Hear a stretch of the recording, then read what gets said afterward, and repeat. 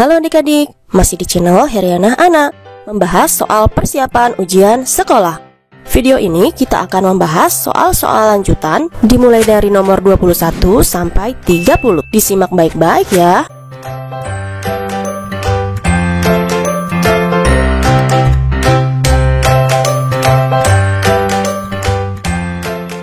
Untuk nomor 21, perhatikan beberapa gejala alam berikut. Yang pertama, burung pipit memakan biji padi di sawah. Yang kedua, pohon mangga semakin hari semakin besar.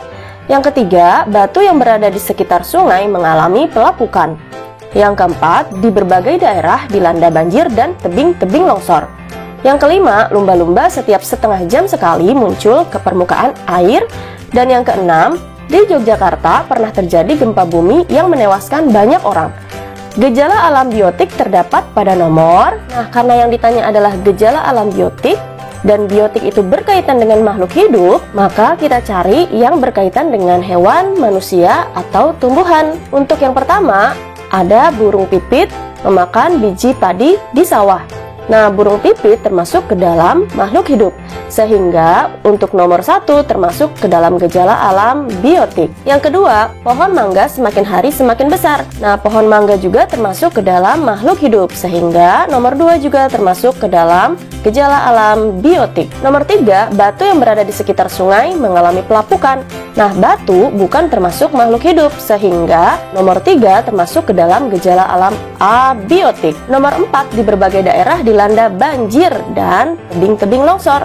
Nah, banjir dan longsor termasuk ke dalam gejala alam abiotik karena bukan berkaitan dengan benda yang hidup. Yang kelima, lumba-lumba setiap setengah jam sekali muncul ke permukaan air. Nah, lumba-lumba termasuk ke dalam makhluk hidup, sehingga nomor 5 termasuk ke dalam gejala alam biotik. Dan satu lagi, di Yogyakarta pernah terjadi gempa bumi yang menewaskan banyak orang. Nah, nomor 6 ini berkaitan dengan gempa buminya, berarti menunjukkan adanya gejala alam abiotik. Sehingga untuk gejala alam biotik ditunjukkan oleh nomor 1, nomor 2, dan nomor 5. Jawabannya adalah yang B. Lanjut ke soal berikutnya.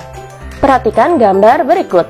Gambar yang menunjukkan bahwa makhluk hidup memiliki ciri tumbuh dan berkembang serta iritabilitas ditunjukkan berturut-turut oleh nomor. Yang pertama, kita harus cari dulu ciri tumbuh dan berkembang dari gambar nomor 1 sampai dengan gambar nomor 4. Nah, tumbuh dan berkembang ada di nomor 1. Karena di nomor 1 ini memperlihatkan pertumbuhan dan perkembangan ayam dimulai dari telur sampai dewasa.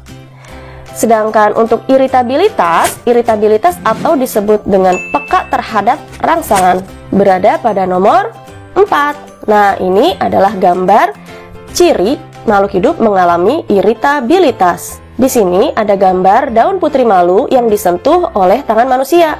Nah, kemudian daun putri malu ini akan menutup sehingga terjadilah iritabilitas atau peka terhadap rangsangan. Jadi jawabannya nomor 1 dan nomor 4 yang A.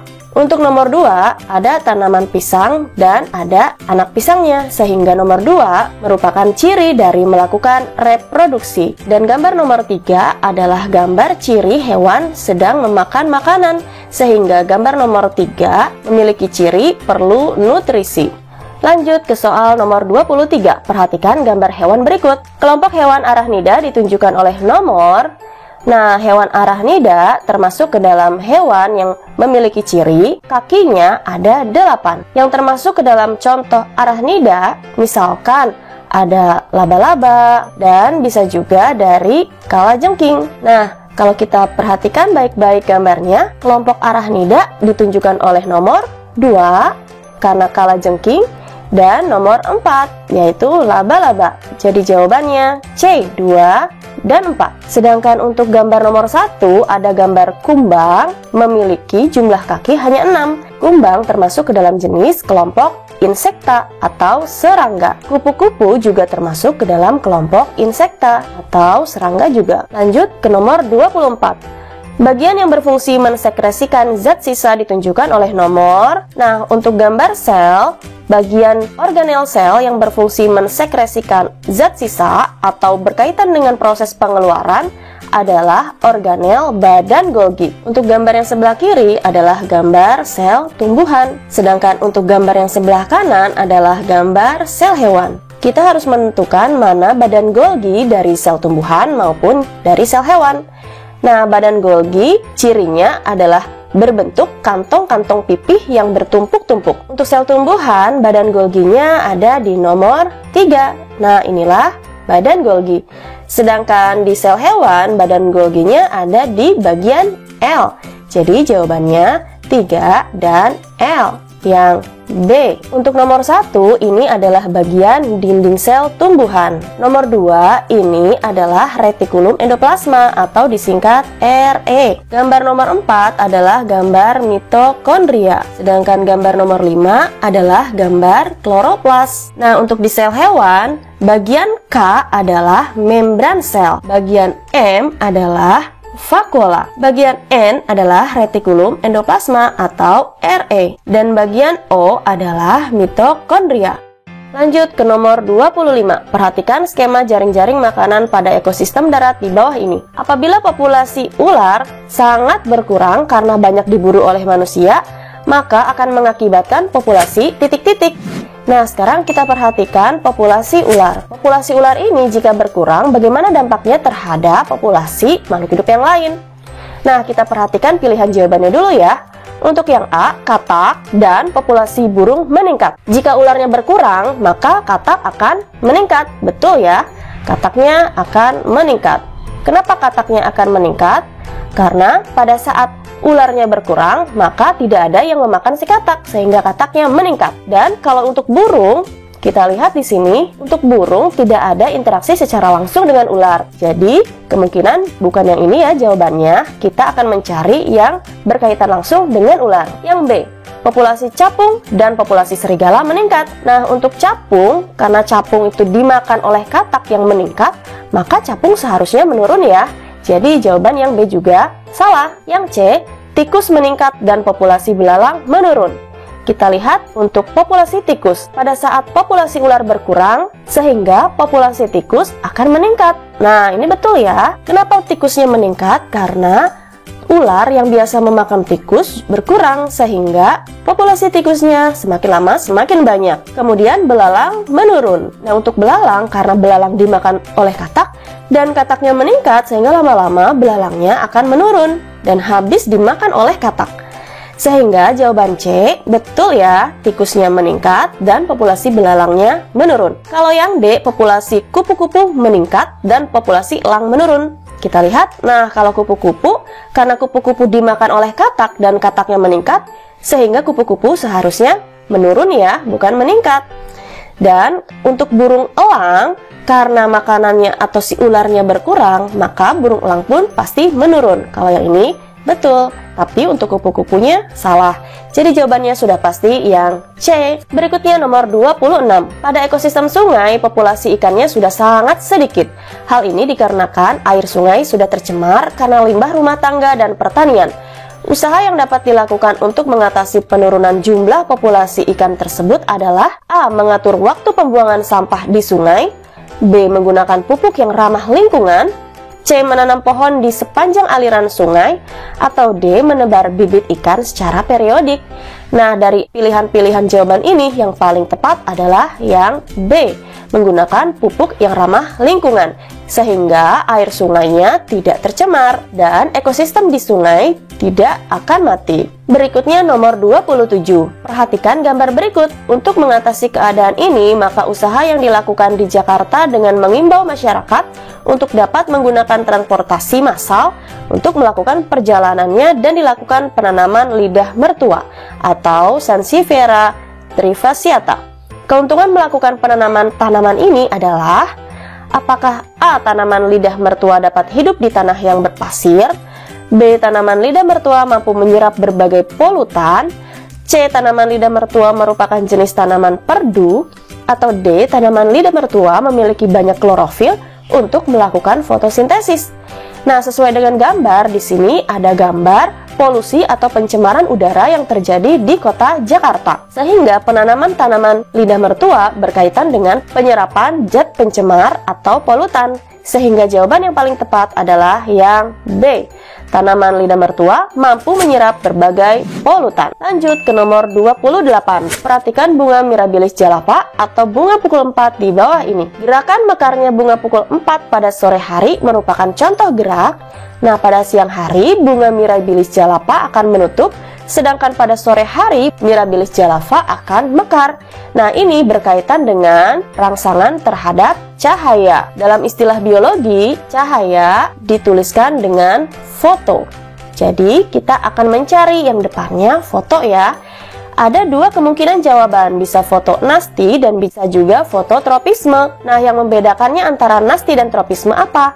Kalau nasti, gerakannya tidak mengikuti arah rangsangan. Sedangkan kalau tropisme, gerakannya mengikuti arah rangsangan. Nah, untuk tanaman Mirabilis jalapa ini, walaupun cahaya mataharinya ada di kanan atau ada di kiri, tetapi gerakan bunganya hanya mekar saja, tidak ikut belok-belok. Sehingga yang paling tepat adalah yang A, nasti. Nah, untuk fototropisme, contohnya misalkan ada bunga matahari. Bunga matahari selalu mengikuti arah matahari, sehingga disebut fototropisme. Lanjut ke soal 29. Ani membuat preparat irisan melintang dari dua batang pohon yang berbeda dan mengamatinya di bawah mikroskop. Hasil pengamatan irisan batang tersebut adalah seperti gambar berikut. Dari hasil pengamatan tersebut, Ani dapat mengetahui jenis tumbuhan tersebut adalah titik-titik. Nah, kita perhatikan dulu ya, ada irisan melintang X dan ada irisan melintang Y. Nah, ini adalah dua jenis tanaman yang berbeda. Untuk tanaman X termasuk ke dalam tanaman jenis monokotil, sedangkan tanaman Y termasuk ke dalam jenis dikotil. Nah, apa yang membedakan monokotil dan dikotil? Yang membedakan paling utama adalah ada atau tidak adanya jaringan kambium. Nah, siapa yang punya jaringan kambium? Ya betul, yang punya jaringan kambium adalah tanaman dikotil. Kambiumnya ada di sini nih, yang ditunjuk oleh tanda panah. Ini adalah kambium. Untuk monokotil tidak memiliki kambium, sehingga monokotil tidak memiliki pertumbuhan sekunder, sehingga batangnya tidak bisa bertambah besar. Kalau dikotil memiliki kambium, sehingga dia memiliki pertumbuhan sekunder dan batangnya bisa melebar ya. Jadi yang membedakan monokotil dan dikotil adalah kambiumnya. Kita cek ya jawabannya satu per satu. Batang X adalah batang tumbuhan monokotil karena memiliki bagian organ yang ditunjuk tanda panah. Kalau yang ditunjuk oleh tanda panah di batang X ini, di tumbuhan Y juga punya. Yang ditunjuk tanda panah adalah jaringan epidermis. Baik monokotil maupun dikotil, epidermis pasti punya. Yang B, batang X adalah batang tumbuhan dikotil karena memiliki bagian organ yang ditunjuk tanda panah. Nah, ini jelas salah karena batang X harusnya tanaman monokotil. Batang Y adalah batang tumbuhan monokotil karena memiliki bagian organ yang ditunjuk tanda panah. Ini juga salah. Batang Y seharusnya dikotil. Jadi, sudah pasti nih jawabannya yang D. Kita baca dulu ya. Batang D adalah batang tumbuhan dikotil karena memiliki bagian organ yang ditunjuk tanda panah. Ya, betul sekali. Batang Y adalah dikotil karena memiliki kambium yang ditunjuk oleh tanda panah. Jadi jawabannya yang D. Lanjut ke nomor 30, perhatikan gambar organ pencernaan berikut ini. Pasangan nama enzim yang dihasilkan organ B beserta fungsinya yang tepat pada tabel adalah. Nah, organ B ini adalah pankreas. Adik-adik harus ingat ya, di pankreas tuh ada enzim apa saja sih? Untuk mempermudah, cukup mengingat pakai tali. Apa ya maksudnya pakai tali ini? Pakai tali menunjukkan pakai artinya adalah pankreas. Di dalam pankreas ada enzim T, yaitu enzim tripsin, kemudian ada enzim A, yaitu enzim amilase, enzim Li, yaitu enzim lipase. Nah, kita cek pilihan jawabannya. Pepsin salah, renin salah karena pepsin dan renin berada di dalam lambung. Nah, yang C ada tripsin betul, yang D lipase betul. Nah, tinggal kita melihat fungsinya saja, yang mana yang paling tepat. Untuk tripsin, mengubah pepton menjadi asam amino. Ya, ini betul ya. Kalau lipase mengemulsi lemak, nah ini kurang tepat. Lipase bukan mengemulsi lemak, tetapi mengubah lemak menjadi asam lemak dan gliserol. Jadi jawaban yang tepat adalah yang C, tripsin, mengubah pepton menjadi asam amino. Baiklah adik-adik, pembahasan soal-soalnya sudah selesai. Semoga nilai ujiannya bagus ya. Sampai bertemu kembali.